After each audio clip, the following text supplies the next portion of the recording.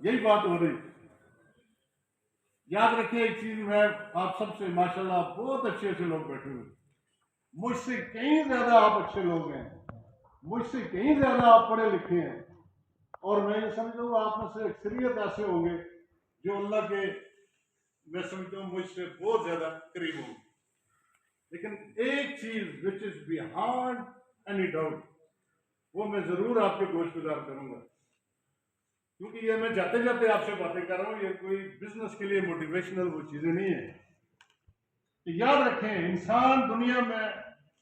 कहीं से कहीं भी पहुंच जाए, किसी बड़े से बड़े रुतबे पर मर्तबे पर भी पहुंच जाए, जब वो रिटायर होता है, मैं कसमन आपको कहता हूं कि उसका कैरेक्टर उसके साथ जाता है और कोई चीज साथ नहीं।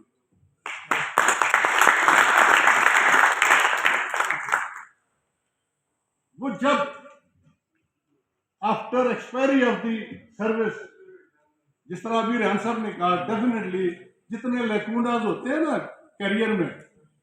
लेकुंडास आई मीन के जो सोशल हमारा जो फैब्रिक है, उस